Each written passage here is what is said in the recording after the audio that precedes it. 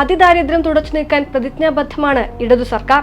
രാജ്യത്തെ മറ്റു സംസ്ഥാനങ്ങളെ അപേക്ഷിച്ചാൽ ദാരിദ്ര്യ നിർമ്മാർജ്ജനത്തിൽ ബഹുദൂരം മുന്നിലാണ് കേരളം. വികസനത്തിന്റെയും സാമൂഹ്യ പുരോഗതിയുടെയും തേരിലേറിയുള്ള 9 വർഷമാണ് കേരളം പിന്നിട്ടത്. നവകേരളം എന്ന സ്വപ്നത്തിലേക്ക് ഉറച്ച ചുവടുവയ്പോടെ മുന്നേറുകയാണ് നാം. സാമ്പത്തിക വികസനം മാത്രമല്ല, സാമൂഹ്യ പുരോഗതിയും ഒരുപോലെ മുന്നോട്ട് കൊണ്ടുപോകുക എന്നതാണ് LDF സർക്കാരിന്റെ നയം. ഭവനരഹിതരില്ലാത്ത കേരളം എന്ന ലക്ഷ്യം സാക്ഷാത്കരിക്കുന്നതിനായുള്ള നടപടികൾ സ്വീകരിച്ചു വരികയാണ് സംസ്ഥാന സർക്കാർ. ലൈഫ് മിഷൻ പദ്ധതിയിലൂടെ 2025 മാർച്ച് വരെ 4,51,631 വീടുകൾ പൂർത്തീകരിച്ച് നൽകാനായി.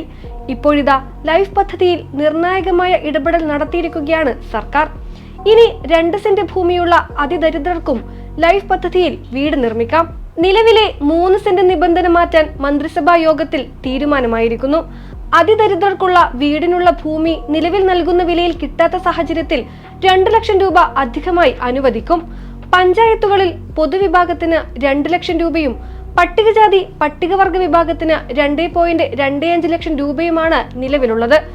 വിപുലമായ സർവേയുടെ അടിസ്ഥാനത്തിൽ 1032 തദ്ദേശ സ്ഥാപനങ്ങളിലായി 64,006 കുടുംബങ്ങളെയാണ് അതിദരിദ്രരായി കണ്ടെത്തിയിരുന്നത്. ഇതിൽ ഇനി 6% പേരെയാണ് അതിദാരിദ്ര്യമുക്തരാക്കാനുള്ളത്. 6,538 വീട് അനുവദിച്ചതിൽ 4,678 എണ്ണം പൂർത്തിയായി. ശേഷിക്കുന്നവ നിർമ്മാണത്തിലുമാണ്. വരുന്ന നവംബർ 1 അതിദാരിദ്ര്യമുക്ത കേരളം എന്ന സർക്കാർ ലക്ഷ്യം യാഥാർത്ഥ്യമാകും.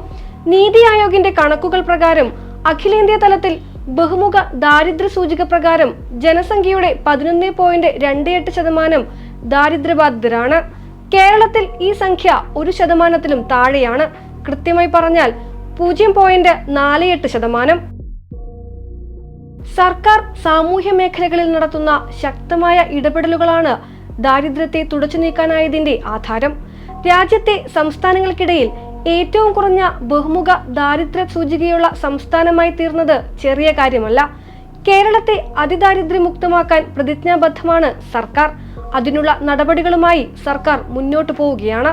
സാമ്പത്തിക പുരോഗതിക്കൊപ്പം സാമൂഹ്യ നീതിയും ഉറപ്പുവരുത്തി വികസിത രാജ്യങ്ങൾക്ക് സമാനമായ നിലയിലേക്ക് കേരളത്തെ ഉയർത്തുക എന്ന ലക്ഷ്യമാണ് സർക്കാർ ഏറ്റെടുത്തിട്ടുള്ളത്.